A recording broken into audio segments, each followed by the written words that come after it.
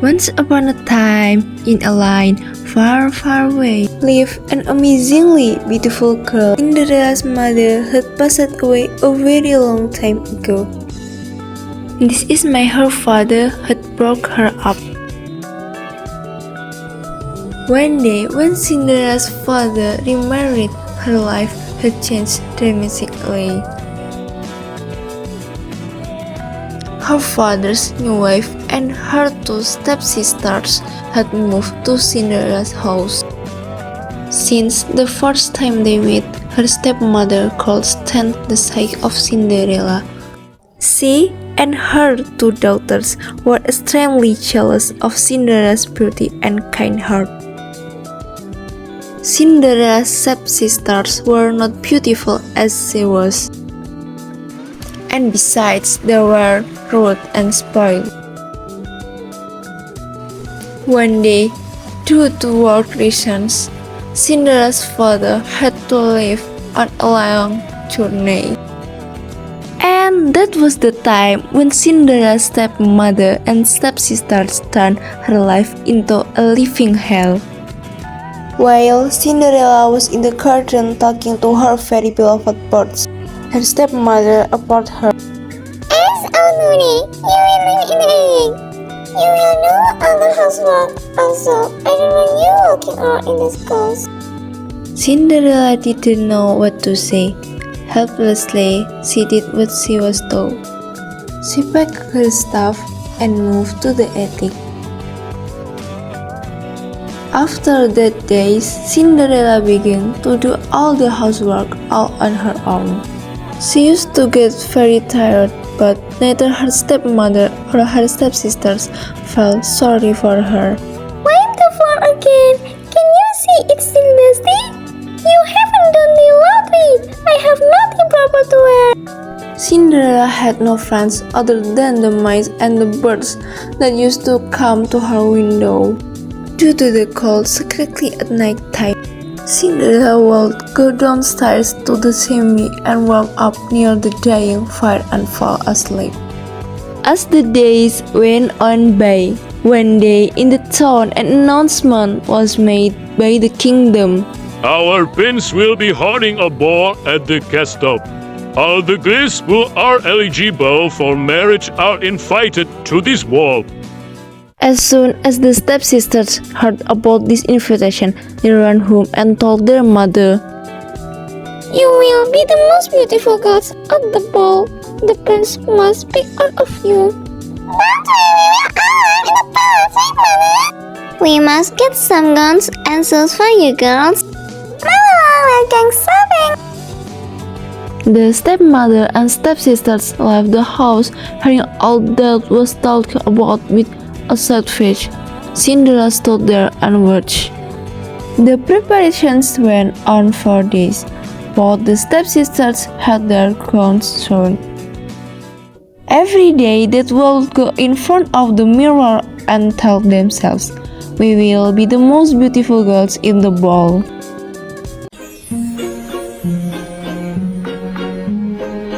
Finally, the big day had arrived. The stepsisters had woken up very early that morning, and so they called Cinderella.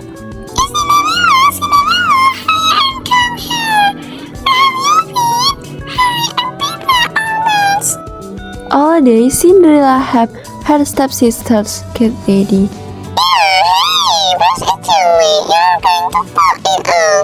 Towards the evening, they had finished all their preparations for the ball. You look beautiful, girls. Just beautiful. Cinderella built up all her courage and asked her stepmother, Can I come to the ball too, please? "Who? You?" Yes, well, it's said that all the young girls can come. Is this your best for the ball? That best is looking for a wife, not for a man. Come on, girls. Let's not be late for the ball, and you make sure that you finish all the chores before you go to bed. Her stepmother and her stepsisters made their way to the castle, and all on her own at home, Cinderella began to cry. My God, I could see the crystal too. If my parents were here, found on this wall have happened. Right at that moment, a fairy played like a praise. At first, Cinderella did not understand what it was. She was staring at the light and suddenly, a beautiful fairy appeared in the middle of the light. My beautiful Cinderella, don't cry, you two will go to the ball at the castle. Cinderella could not believe her eyes. She asked in shock. Can I go? Just look at me. Do not worry, I'm here to help you.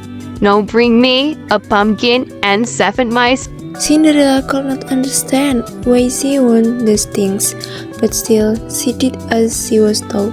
First, she went to the kitchen and grabbed a big pumpkin. Then she went to the attic, cut her mice fence, and went on again. With her magic wand, the fairy turned the pumpkin into a beautiful horse carriage. Then she turned to the mice. One of them turned into the driver, and the other 6 of them turned into beautiful white horses.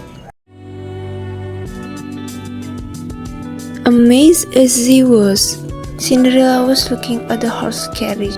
The fairy turned to her when she touched her with the magic wand. Cinderella, all dressed, turned into a beautiful balcony.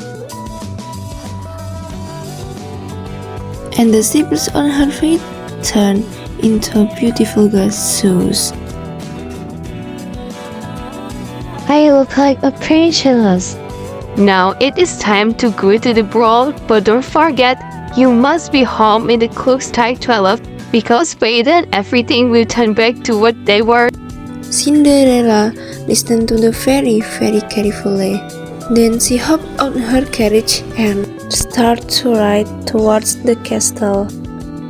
Her mesmerizing carriage stopped in front of the castle. When Cinderella entered the grand doors to the ballroom, all the eyes were on her. She looked so beautiful and elegant. Her stepmother and even her stepsisters could not stop looking at this beautiful lady. They of course could not recognize her. Suddenly the prince appeared at the stairs.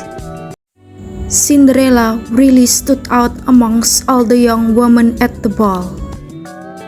The prince fell in love with the first sight of this beautiful young woman. With everyone watching curiously, he began walking down the stairs and slowly approached her. The stepsisters was very excited because the prince was coming towards them. Ah, he's coming to me. Now, he's coming to me. But the prince passed on by and stopped in front of Cinderella. Most beautiful young lady, would you please allow this dance to me? Cinderella nodded politely. The prince and Cinderella began to dance amongst the curious looks all of the invitees. Cinderella was so captivated by the music and the dance. She felt like as if she and the prince were the only ones in the ballroom. They danced non-stop all night long. Of course, Cinderella could not feel how time had passed. At some point, the big clock caught eye. It was almost midnight. Right at that moment, Cinderella remembered the fairy's warning. You must be home when the clock strikes 12, because by then everything will turn back to what they were. With a panic, Cinderella began to run and left the prince behind. When she was running down the stairs of the castle, she dropped one of her shoes. But she did not even have time to go back and collect it. When she ran further, the clock struck midnight and everything turned back to what they were before. When the prince went out after her, he spotted her shoe on the stairs. Find the owner of the shoe. Even if you have to get all the girls in the kingdom to try it, just find her. Cinderella came home breathless and went straight up to the attic. She started thinking about the night she had with the prince. She knew she had no chance, but still, she had fallen in love with him. It was almost impossible for the prince to find her. And even if he did, he would never recognize her. The prince's man went door to door to every house in the kingdom and looked for the young girl who owned this shoe.